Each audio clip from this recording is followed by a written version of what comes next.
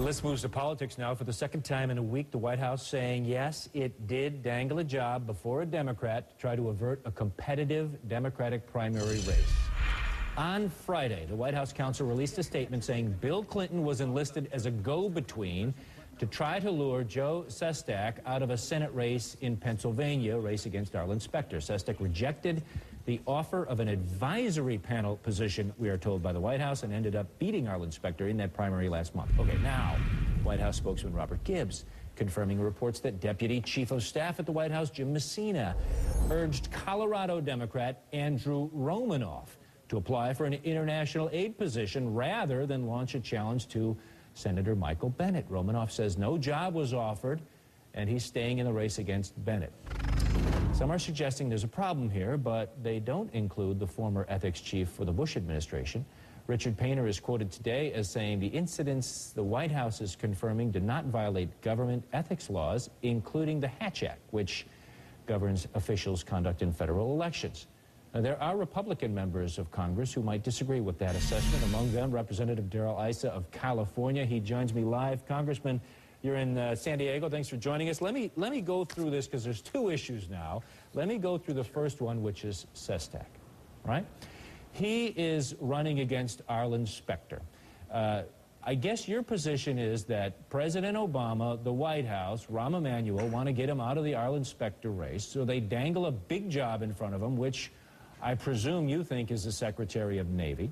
We wait for months for the details of this to come out, and then we're told everything's okay. Bill Clinton kind of urged him to get into this non-paid position, which was an advisory position. You think all these guys are just lying, right? Well, certainly there's inconsistencies that beg a reasonable independent investigation. First of all, Congressman Sestak could not have accepted the position that was earlier described, and now the White House has said it wasn't that position, but they won't answer which position it was. Additionally, in the case of Romanoff, here you have a situation where the press for 10 weeks tries to get an answer on Sestak, finally gets an answer, and they don't bother to mention the other case, and a case that, by the way, was a paid position, would have qualified as high-ranking. And why? Why is it, if you're going to be the most open and transparent, you're anything but? I mean, to a great extent, this administration is open and transparent, like the Manhattan Project or D-Day. They're giving what they have to give only after the facts come somewhere else. And what we're looking for is, first of all, just because everyone did it doesn't make it legal. Just because the Bush administration apparently has something to hide in their own closet for similar actions doesn't mean that this president shouldn't say this is unethical behavior, it's beneath what he should be doing.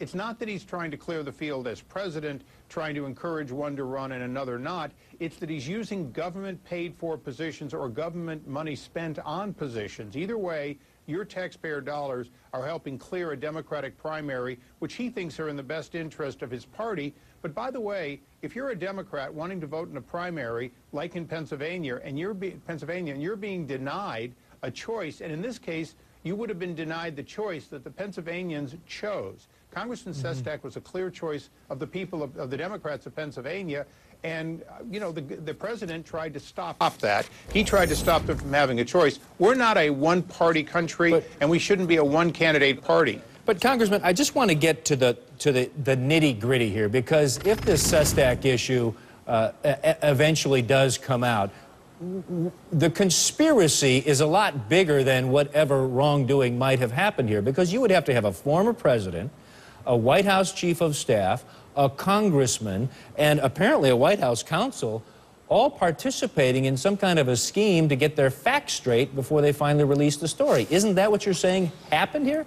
Well, that's what appears to be happening. You know, they had to have the president over to the White House and contact Congressman Sestak's brother, his campaign manager, before doing this 1.25-page release that basically didn't say a whole lot and certainly didn't say the whole truth. But remember, Drew, what we're asking for as the minority, a party that doesn't have the power, doesn't have subpoena, is simply for the FBI or a choice of the Attorney General to do an independent investigation, to ask the questions that should be asked, including, would you please show us all the other examples of political positions that were given in order to clear the field, to make sure that none of them violated the Hatch Act, which I disagree with the former Bush administration official. I think clearly does violate the Hatch Act. The American people don't expect their tax dollars to be used to clear the field or in some other way affect, for the benefit of a party, their party or their party's elections. Congressman, you've got really no power to get any answers up there from the White House or from Eric Holder, who already said he's not going to be looking into this, not going to have a special prosecutor look into this. A full disclosure moment, Congressman.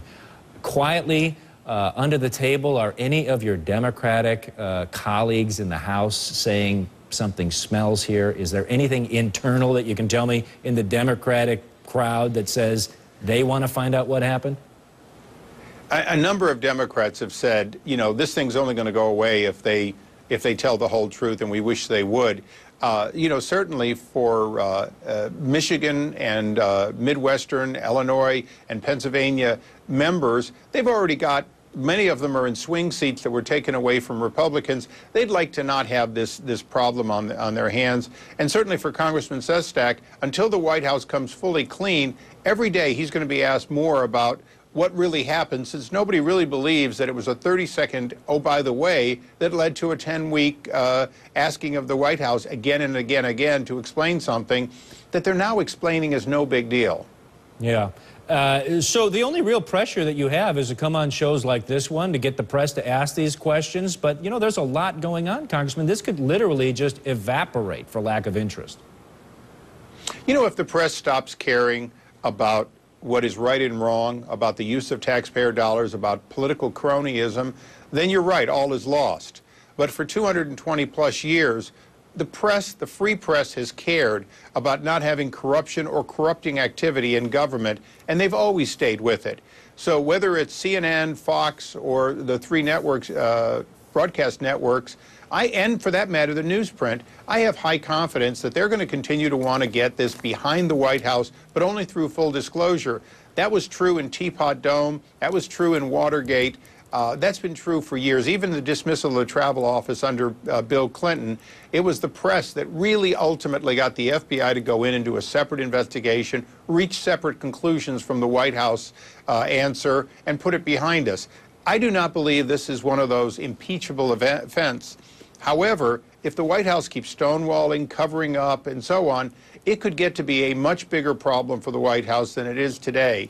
And in particularly when it's likely that the Bush administration did something similar, wrong, but similar, based on some of their officials thinking this was no big deal. Well, we think it is a big deal.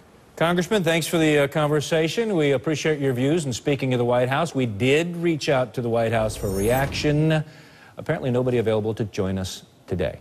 Thank you, Congressman.